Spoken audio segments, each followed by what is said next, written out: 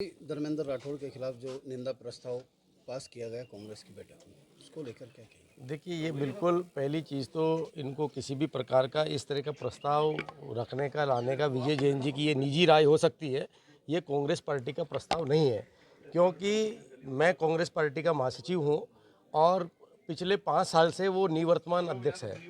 पूर्व अध्यक्ष को कभी भी किस वजह से उनको किसने अधिकार दिया ये कि वो निंदा प्रस्ताव ले आए।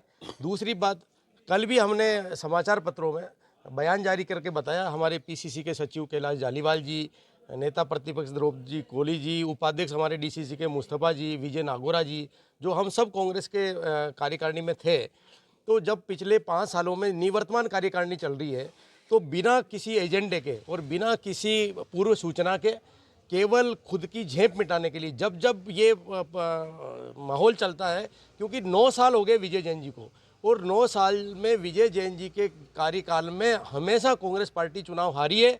मैं तो ये मांग करता हूं कि विजय जैन जी खुद कांग्रेस पार्टी को कमज़ोर करने का काम कर रहे हैं और वो खुद इसके लिए जिम्मेदार है। जो कांग्रेस की हार हो रही है उसके जिम्मेदार विजय जैन जी खुद है, क्योंकि उनको जो धर्मेंद्र राठौड़ जी और हमारे प्रदेश पीसीसी के महासचिव सुनील पारवानी जी, जो प्रदेश की तरफ से पर्यवेक्षक है, वो 2 दिन से अजमेर उत्तर के जितने मंडल अध्यक्ष हैं उनकी मीटिंगें ले रहे हैं, मंडल स्तर पर जाकर के कांग्रेस को मजबूत करने का काम कर रहे हैं।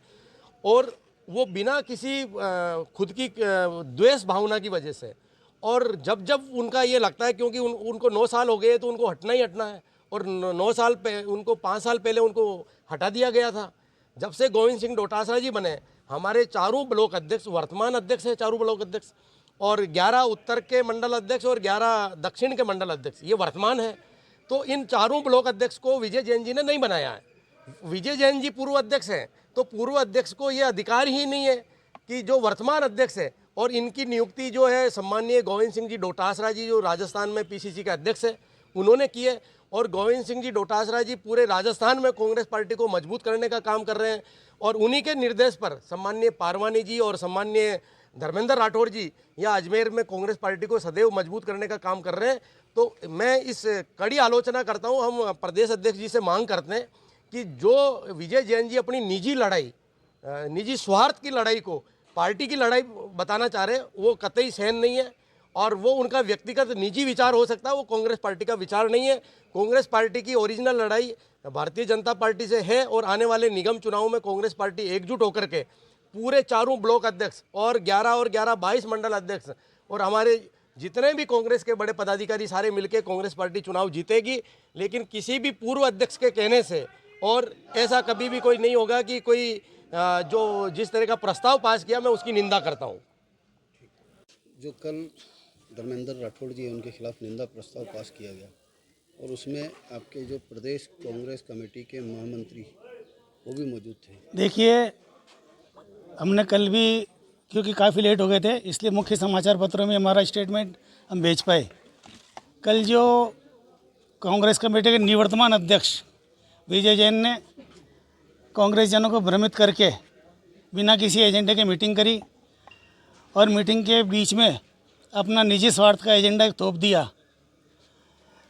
जो आदमी 5 साल पहले ही अध्यक्ष पद से हटाया जा चुका है 2020 में, निवर्तमान अध्यक्ष के रूप में अभी टेम्पररी काम कर रहा है, उसको मैं समझता हूँ कांग्रेस के संविधान में कोई अधिकार नहीं है कि जो व्यक्ति, जो हमारा नेता 2 बार राज्य मंत्री का जिनको दर्जा प्राप्त हो चुका है, उनके खिलाफ निंदा प्रस्ताव पास करे, उनके खिलाफ कोई बात करे, पार्टी की मीटिंग बुलाकर कार्यकर्ताओं को भ्रमित कर कर। मैं समझता हूँ सबसे निंदनीय काम तो विजय जैन ने किया है।